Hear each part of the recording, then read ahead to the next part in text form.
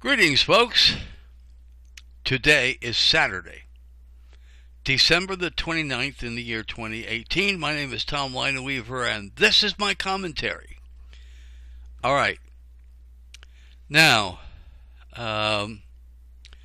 what I want to talk about today, as you can see on the picture, I'm going to be talking about poverty. And the fact that too much government is the cause of poverty in America. That's right.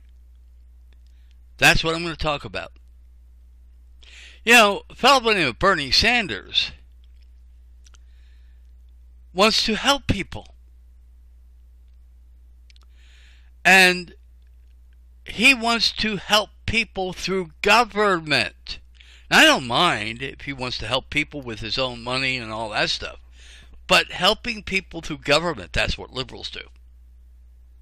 And the more the government does the Bernie Sanders plan, helping people through government, the worse poverty becomes. And I'm going to explain that.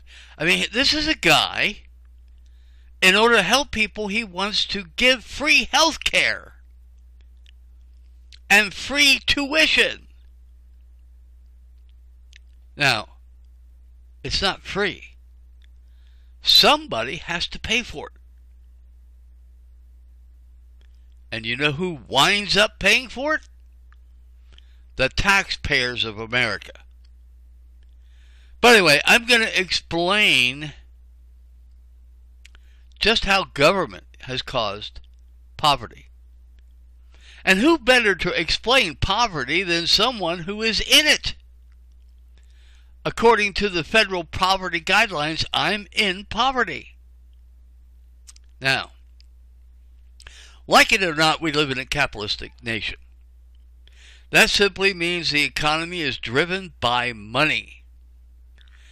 Now, people who have a lot of money are much better off than people who don't.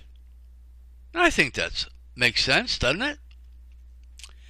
Here in the United States, we have one currency based on the dollar. But we have a two-pronged need or want for that currency. The one prong is the private sector, which is the private businesses and the people. The second prong is the government, or the public sector. The founders of the country established the principle of limited government. Hence, the need for currency was also limited. And the private sector would have more than the public sector. By this we understand, or at least some understand, that the more the one prong has, the other prong has less. That is a concept that is still true today. Since the founding, government at every level has grown, thus increasing their need for more money. The problem: the more the public sector has, the less the private sector has. Remember, there's only one currency. The private sector has their money by conducting business. The public sector has their money by taxation of the private sector. So, the more the public sector takes away from the private sector by taxation, the less the private sector has to do business with. That makes sense. The private sector still has the same needs as before, but doesn't have the money it started out with. So, the private sector has to make adjustments. One adjustment is to raise prices, and they can recuperate their losses. But because the prices went up, the demand goes down, because some people will not pay the higher prices. So the need for the supply goes down. When that happens, the need for people to make that supply goes down. That leads to layoffs. The more the taxes go up, the less the private sector has to make their supply with. But taxation is not the only method the government takes from the private sector. Along comes to a ton of regulations, forcing the private sector to pay the cost of making sure they are keeping up with those regulations. So, when they have less to make the supply at the same level, also forcing them to pass their increased costs on to the people, creating a situation where the people will not purchase as much. Thus, the need to make more supply goes down, and the need for people to make that supply goes down. This leads to more layoffs.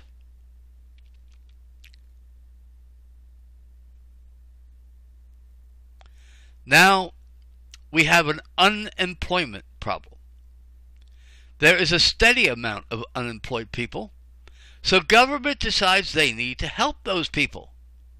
So they create a system of unemployment compensation.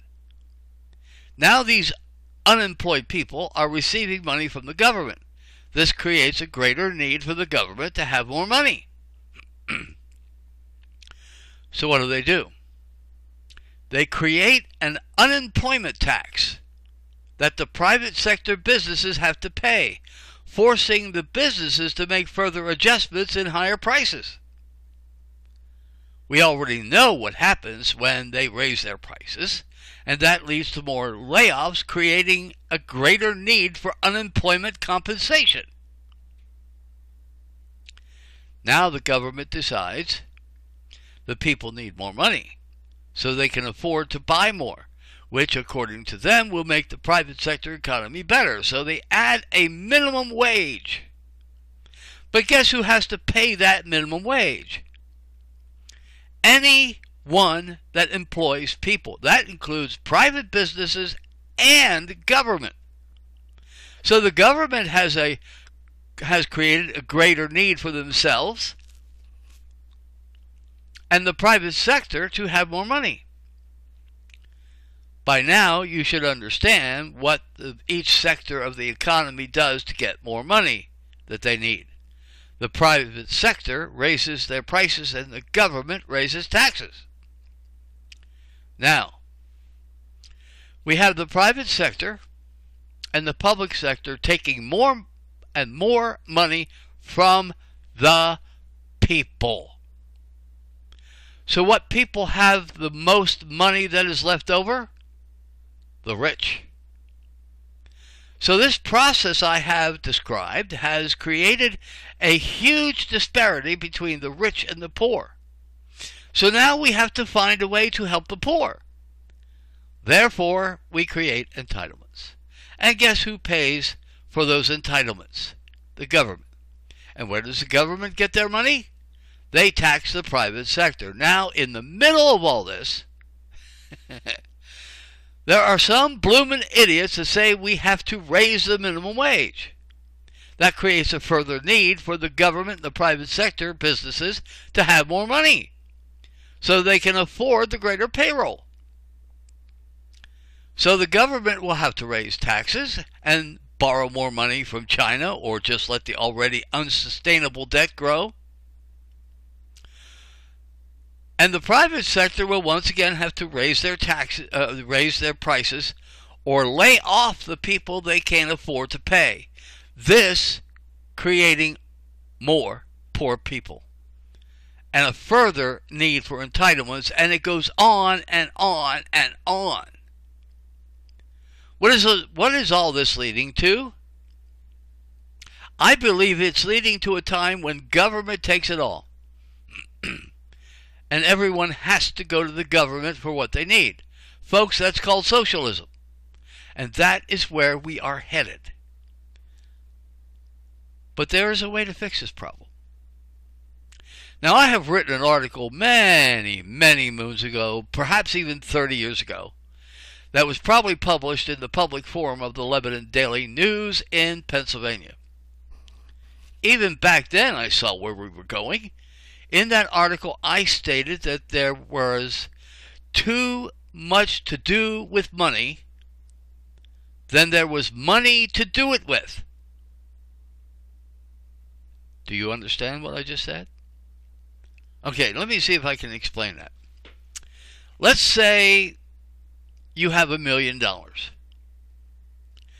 But what you want to do with $1 million actually costs $2 million.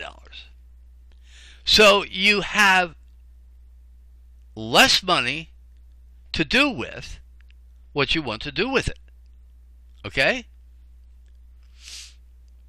Now, of course, government, in their wisdom or lack thereof, dealt with that problem. They took us off the gold and silver standard. Okay, follow me here. There was just so much gold and silver. And when you make more paper money than what the gold and silver, than you have gold and silver to back it, the solution is to go off the gold and silver standard. Then you can print all the paper money you want. And that is what happened.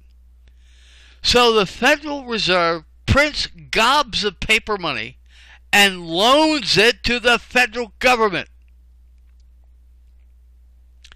The federal government taxes the American people to pay for it. And that today is what our wealth is based on. It's based on debt. And that is called fiat money. And the more fiat money we have, the more it is devalued. So now you have a dollar that's worth about 3 cents, and the buying power of the people go down, and the process written about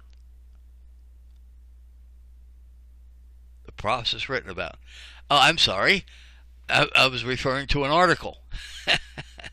Anyway, the process that I wrote about in that article continues. Buying power goes down, the need for the goods and services goes down, so there are continual layoffs, and many, many people have just enough to buy the bare necessities. And the segment of the population that can barely afford the bare necessities is growing.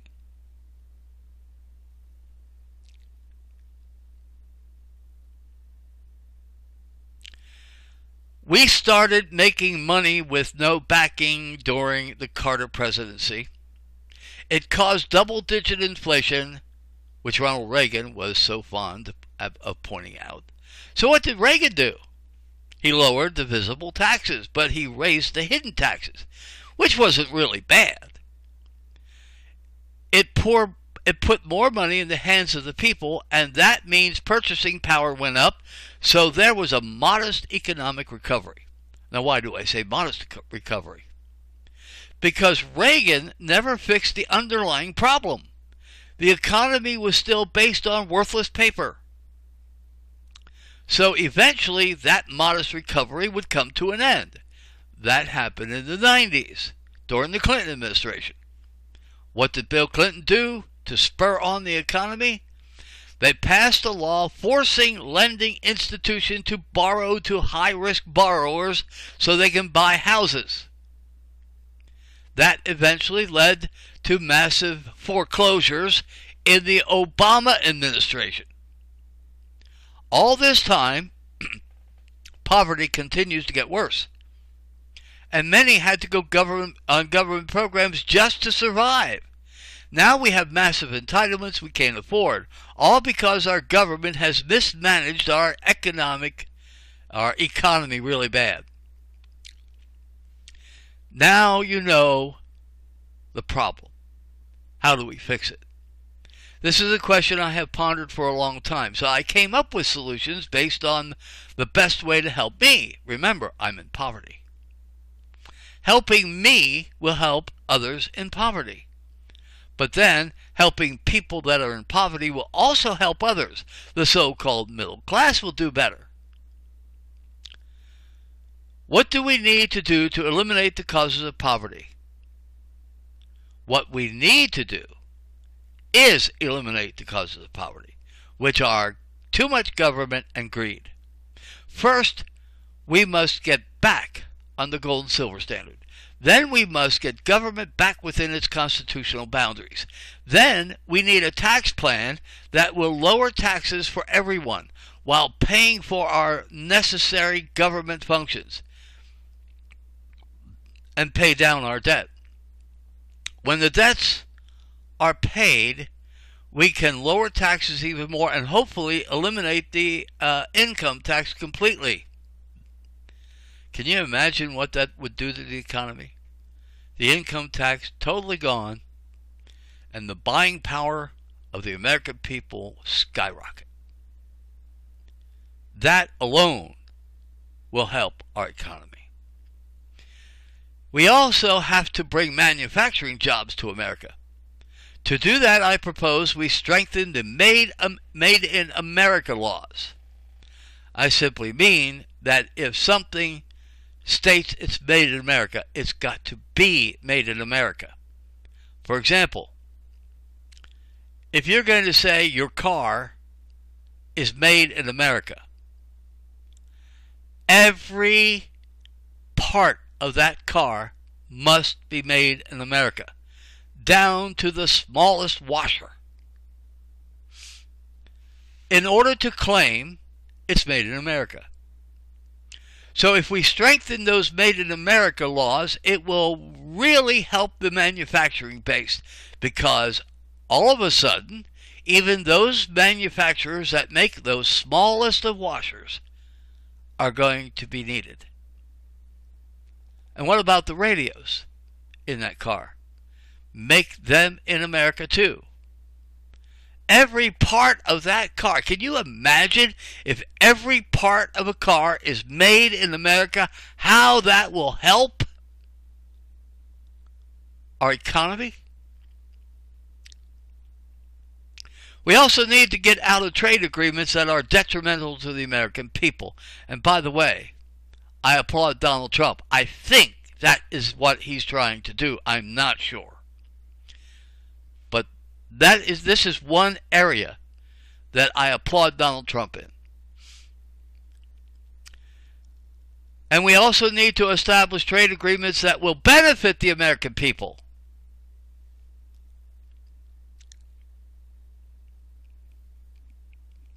I also believe we need to get government out of the way so we can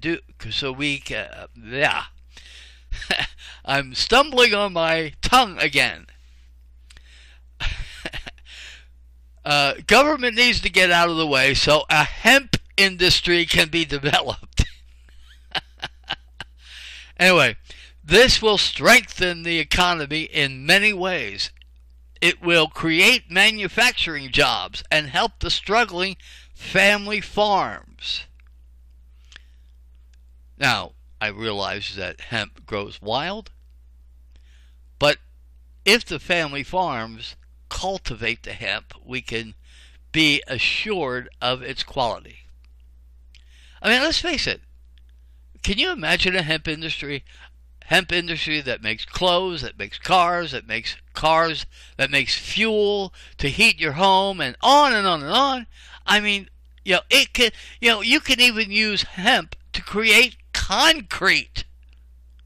I mean, there are thousands of uses of that hemp plant.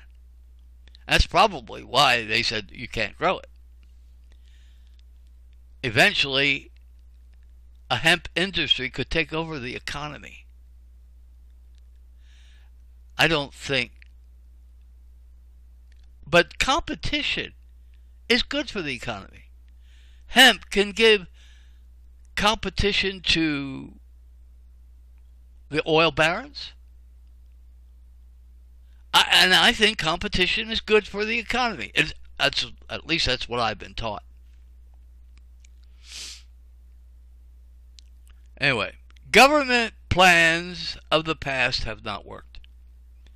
The so-called war on poverty has only created more poverty. It has created entitlements that is a drain on our budget. We must get as many people we can off of entitlements and back to work. Now, I realize there are people that do not have the ability to work or can't find a job. So I'm not in favor of just yanking people off of entitlements with no alternative. But we need to get people off these entitlements as quickly as we can. I don't want to give people hardships, and that's the thing. You see, there are compassionate ways to end the entitlements. Donald Trump is going an uncompassionate way. He's making cuts in Medicare. He's making cuts in housing. He's making cuts in food stamps. That's not the compassionate way. What we need to do is wean people off of those entitlements. Anyway, I realize liberals won't like this, but then I am not an economic liberal. What we call liberalism today is the very thing that has caused poverty. We must eliminate government liberalism and corporate greed in order to really take a bite out of poverty. I don't see that happening anytime soon, especially with Donald Trump in office, because he is feeding greed. Yes, he is doing more for greedy people than he's doing for needy people. And so I don't see that under Trump the poverty is going to go away. Look at the taxes. I've said it before. Trump and the Republicans have given more tax breaks to the wealthy than they have to lower income people. Anyway, so this is not going to help poverty. Donald Trump and the Republicans are not doing anything to bring poverty under control or to end it or help people that are impoverished. Spending under Trump is going up, not down. And when spending goes up, it creates a situation where government needs more money. But what did he do? He lowered taxes. Now here's what you do. When you lower your income, you also have to lower your spending, because if you don't lower spending, you will be in debt. So the government takes in something like $2 trillion a year in taxes. Well, when they spend $3 trillion, that's going to create a debt. So, this is not Trump. I'm telling you, Trump is not doing anything about poverty. What he's doing is hurting people on poverty. He's hurting poor people because rich people get a break and poor people don't. Anyway, so yes, I do believe that government has made poverty far more worse than it has to be. I mean, there's always going to be poor people. That's not something we can take care of. But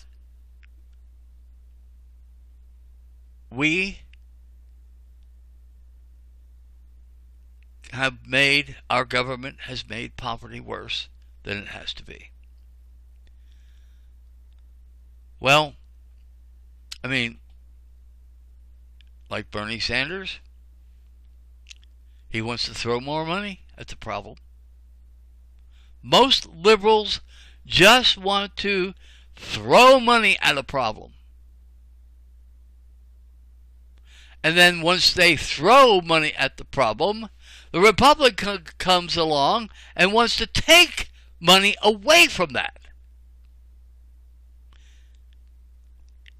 And the whole process of first throwing money at the problem and then taking money away from the problem is creating poverty.